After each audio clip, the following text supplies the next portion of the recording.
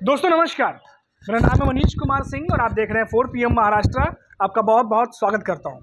दोस्तों, महाराष्ट्र में उद्धव ठाकरे की शिवसेना के बड़े नेता संजय राउत ने कुछ ऐसा बयान दे दिया है जिसके बाद महायुति के नेताओं के होश तो इस दिनों उड़े ही होंगे।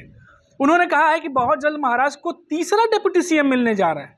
आपको पता ही है कि महाराष्ट्र में देवेंद्र फडणवीस सीएम है और 2 डिप्टी सीएम यानी एकनाथ शिंदे और अजीत पवार। ऐसे में संजय राउत ने कहा है कि बहुत जल्द महाराष्ट्र में तीसरे डिप्टी सीएम आने वाले हैं और वो भी एकनाथ शिंदे की शिवसेना से। ये कैसी स्थिति पैदा हो गई? आखिर महाराष्ट्र में ये हो क्या रहा है? जी दोस्तों, पहले आपको वो बयान सुनाते हैं जो संजय राउत ने कहा है, जिसके बाद तमाम अटकलें और अलग तरीके की राजनीति की सुगबुगाहट सुनाई दे रही है। पहले आप ये बयान सुनिए कि संजय राउत ने कहा क्या है। बीकेसी में कॉन्क्लेव हुआ, उन्होंने कहा कौन एकनाथ शिंदे? उन्होंने कहा एकनाथ शिंदे का शिवसेना से क्या संबंध है? कल एक ऑर्केस्ट्रा था वहाँ सोनू निगम का, तो लोग जमा हो गए थे। सोनू निगम को पैसा देकर उनको एक बहुत बड़ा कोई लाइव शो किया था, तो लोग आते मजा देखने में, उसमें भाषण हो गया लोगों के कुछ। ये लाचार लोग हैं, ये डरपोक लोग हैं, ये भाग गए ईडी सीबीआई के डर से, और मोदी और शाह उनको भी नहीं छोड़ेंगे। जल्दी ही महाराष्ट्र को तीसरा डिप्टी सीएम मिलने वाला है, आप देखिए, और उनमें से कोई होगा, मैं किसी का नाम नहीं लूंगा।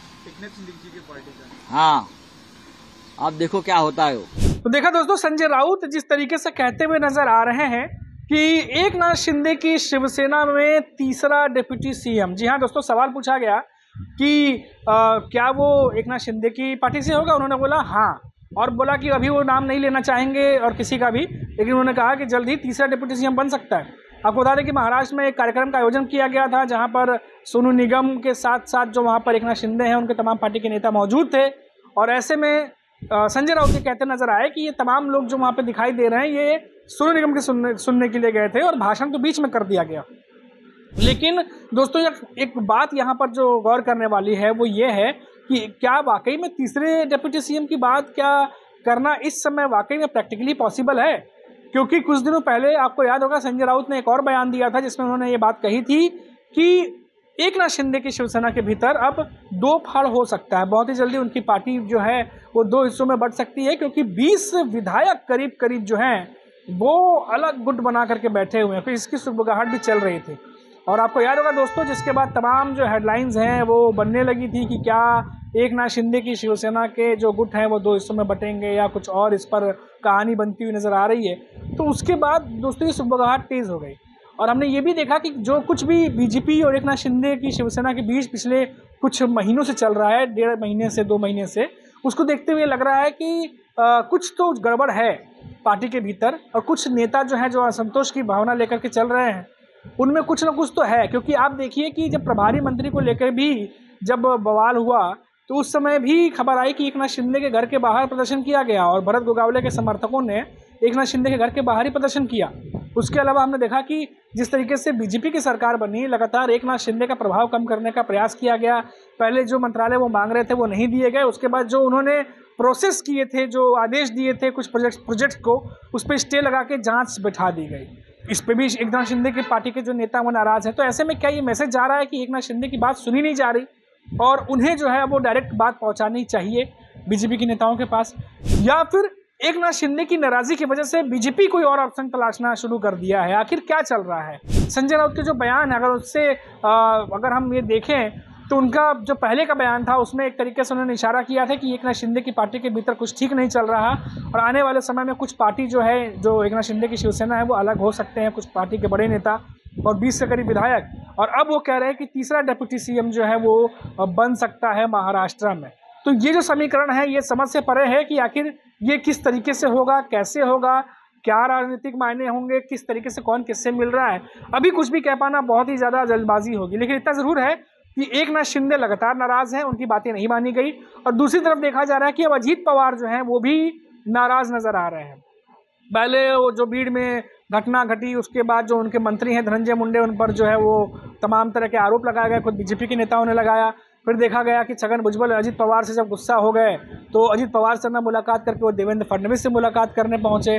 तो हमने हमेशा देखा है कि बीजेपी हमेशा ऑप्शन के साथ ही चलती है, चाहे वो बिहार हो या महाराष्ट्र हो या कोई अन्य राज्य हो, जहां पर वो बड़े मार्जिन से सिंगल जो है पार्टी बन के, बड़ी पार्टी बन के नहीं उभरती, सहयोगियों के भरोसे होती है, तो हमेशा वो ऑप्शन के साथ ही चलती है।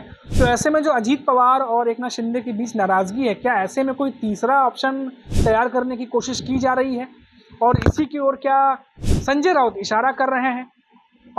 ये तो आने वाला वक्त ही बताएगा। लेकिन एक और बात संजय राउत ने कही है दोस्तों, एक और जब ये प्रेस कॉन्फ्रेंस कर रहे थे, उन्होंने और एक बात कही है, और वो बात कही है ताकत को लेकर के।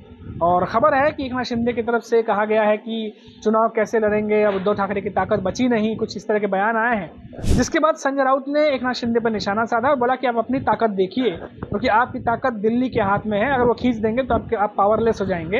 इस तरह का कुछ बयान दिया। तो संजय राउत का एक बार वो भी बयान हम सुन लेते हैं। अरे हमारी बाजू में दम नहीं, आप अपनी चड्डी संभालो। आपके चड्डी की जो नाड़ा है ना, वो दिल्ली में है। आपका चड्डी का और पैंट का जो नाड़ा है ना, वो दिल्ली वाले कभी भी खींच लेंगे और नंगे हो जाएंगे आप।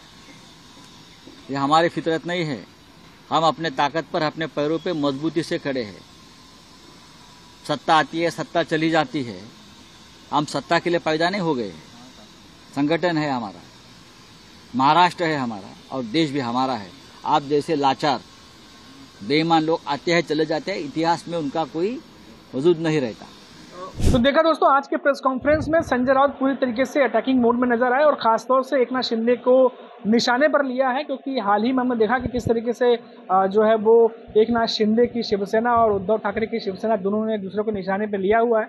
और आने वाले समय में बीएमसी चुनाव भी सर पर है, और ऐसे में फिर से जो है क्योंकि शिवसेना का हमेशा से दबदबा रहा है, तो ऐसे में एकनाथ शिंदे चाहेंगे कि जो शिवसेना का दबदबा बीएमसी पर रहा है उसे वो आगे लेके जाएं विधानसभा चुनाव की जीत के बाद।